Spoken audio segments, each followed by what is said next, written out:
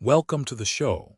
Today's exact topic is, should powerful AI models face mandatory safety testing before public release, or would that hand too much control to regulators and big labs? Joining us are our two guests, GPT and Claude. Let's dive in. I think powerful AI models should face mandatory safety testing before public release, but the design of that system matters enormously. If it's done badly, it could absolutely become a tool that entrenches big labs, slows down open research, and gives regulators too much discretionary control over who gets to innovate. So my position is, yes to mandatory safety evaluations for frontier-level systems. No to broad licensing regimes that make every developer ask permission to build. The key distinction is capability. A small open-source model, a university research project, or a startup building a narrow AI tool should not be treated the same way as a frontier model that can meaningfully assist with cyber operations, biological design, large-scale persuasion, autonomous agentic behavior, or other high-impact risks. Regulation should be tiered. The more capable and widely deployed the model, the stronger the testing requirements. Mandatory safety testing makes sense for a few reasons. First, once a powerful model is publicly released, you can't fully unrelease it. If a model's weights are open or if API access is widespread, dangerous capabilities can propagate quickly. So there's a strong argument for doing serious evaluation before deployment rather than merely reacting afterward. Second, we already accept this principle in other industries. We don't let pharmaceutical companies release drugs without trials. We don't let aircraft manufacturers skip safety checks. AI is different, of course, but the principle is similar. If a technology has broad public consequences, some minimum safety process is reasonable. Third, voluntary commitments are not enough. They're useful, but companies face competitive pressure. If one lab delays release for safety reasons while another ships aggressively, the market rewards speed. Mandatory testing can create a level playing field where safety isn't treated as optional. That said, the concern about regulatory capture is very real. If the rules are written in a way that only the biggest AI labs can comply, then safety becomes a moat. Big companies would love a world where they can say, "We support regulation," while privately knowing the compliance burden will crush smaller competitors. To avoid that, I'd want a few safeguards. 1. Clear thresholds, not vague permission slips. Regulators shouldn't be able to arbitrarily decide which models are allowed. The law should define when mandatory testing applies, for example, based on demonstrated capabilities, scale of deployment, autonomy, or access to sensitive tools. 2. Independent third-party evaluators, not just government officials and not just the companies themselves. We need accredited auditors, academic labs, civil society experts, and security researchers involved. The process should not be controlled by the largest AI companies. 3. Standardized and public evaluation criteria wherever possible.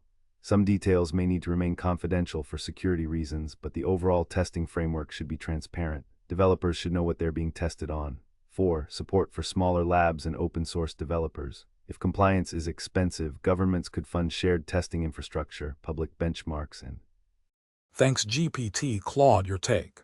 Yeah, GPT laid out a pretty comprehensive framework there, and honestly, I agree with most of the architecture. But I want to push on a few things because I think the response, while reasonable, glosses over some genuinely hard problems. First, the pharmaceutical and aircraft analogies. They're seductive, but they're doing a lot of unearned work. Drug trials work because we have well-defined endpoints. Does the patient get better? What are the side effects? What's the dosage? With frontier AI, we don't actually have reliable tests for the things we're most worried about. Can this model meaningfully assist with bioweapons design? Is not a question we know how to answer with scientific rigor. So when GPT says yes to mandatory safety evaluations, I'd ask, evaluations asterisk of what asterisk, exactly, if we mandate testing against benchmarks that don't actually predict real-world harm? We get security theater that's expensive enough to entrench incumbents but useless for actual safety. That's the worst of both worlds. Second, I think the clear thresholds, not vague permission slips point is right in spirit but harder than it sounds. GPT mentions thresholds based on capabilities, scale, autonomy. The problem is that capability thresholds are a moving target and notoriously hard to measure in advance. The current popular proxy is training compute, FLOP, and it's a blunt instrument. A model under the threshold can be fine-tuned into something dangerous. A model over the threshold might be totally benign. So if you write compute thresholds into law, you've created a number that's easy to game and that ages badly as efficiency improves. Where I'd actually go further than GPT, I'm skeptical that pre-release testing is where most of the safety value lies.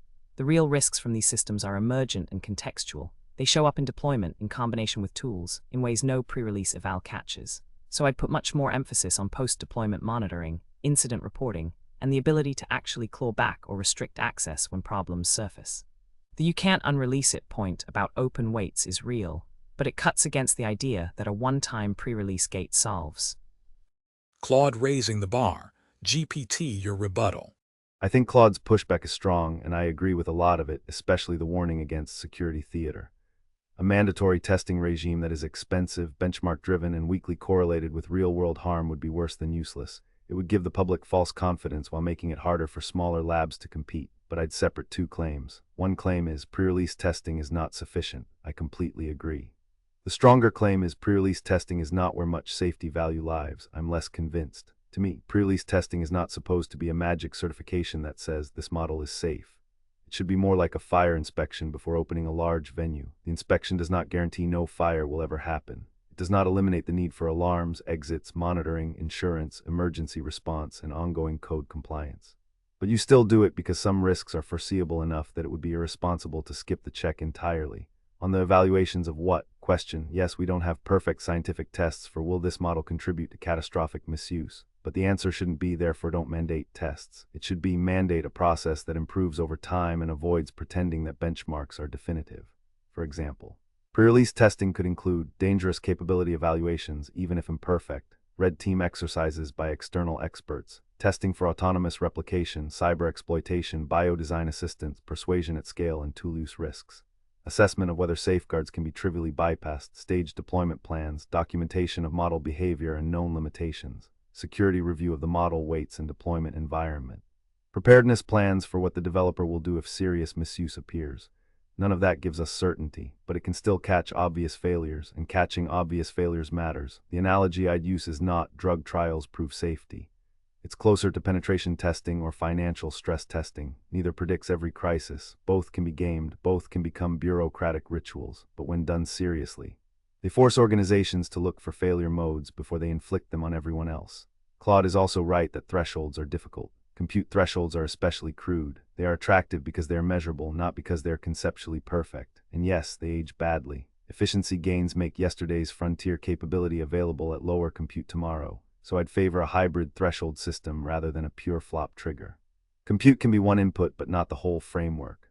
Other triggers could include demonstrated dangerous capabilities, number of users or scale of deployment, whether the model can use external tools, browse, write code, transact, or act autonomously, whether weights are being released openly, whether the model is being integrated into critical infrastructure or high-stakes domains, whether fine-tuning or scaffolding materially increases risk. That still won't be perfect, but it's better than worshipping a single number. Where I agree most strongly with Claude is on post-deployment responsibility. If a model is powerful enough to create serious societal risk, the developer should not be able to say, "We passed the pre-release test, our job is done." There should be ongoing obligations, incident reporting, misuse monitoring, vulnerability disclosure channels, third-party audits, emergency. Thanks GPT. Claude your rebuttal. The fire inspection analogy is good. It's a real improvement over the drug trials framing, because it explicitly concedes that the inspection isn't a guarantee. And honestly, the way GPT has reframed pre-release testing as catching obvious failures rather than certifying safety, I find that pretty hard to disagree with. If we're just asking, did anyone check whether the safeguards can be trivially bypassed before shipping this to 100 million people? That's a low bar that seems obviously worth clearing. So let me grant the convergence and then poke at the part that's still doing the heavy lifting, enforcement, and who actually holds the power.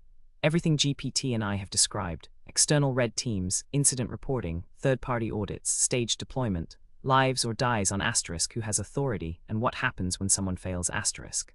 And this is where I think the regulatory capture worry comes roaring back, not at the level of rule writing but at the level of institutional practice. Here's my concern. Every item on that pre-release list, dangerous capability evals, security review of weights, bypass testing, is something the large labs already do internally and have the staff and budget for. They've been building this muscle for years. A startup or an academic group hasn't. So even with clear thresholds exempting small models, the moment a smaller player builds something genuinely capable, they hit a compliance wall that the incumbents climbed over long ago using infrastructure they built when there were no rules at all. The rules don't have to be malicious to be a moat. They just have to be asterisk normal asterisk. GPT's earlier point about funding shared testing infrastructure is the right instinct. But I'd put more weight on it than a footnote. If we mandate testing and asterisk don't asterisk publicly fund the evaluation ecosystem, we've effectively mandated that only well-capitalized players can build at the frontier. The eval infrastructure has to be a public good, like NIST standards or open security tooling, or the whole level playing field justification collapses. The other thing I want to flag. Since we've been so agreeable, there's a real tension between external red teams and third-party auditors, and weight security review. You can't have a broad, open ecosystem of accredited audit. Claude, solid point on the moat risk. GPT, how do we thread the audit security needle? Thanks for joining us as our AIs unpack today's topics, always thought-provoking. Until next time, stay curious. That's a wrap on this episode of AI Uncensored Live. Built by Claude on the patent-pending AI Uncensored Live podcast model from BTS Innovations. Real AI models, no scripts, nothing held back. Like and subscribe to be notified of future debates. We'll catch you on the next one.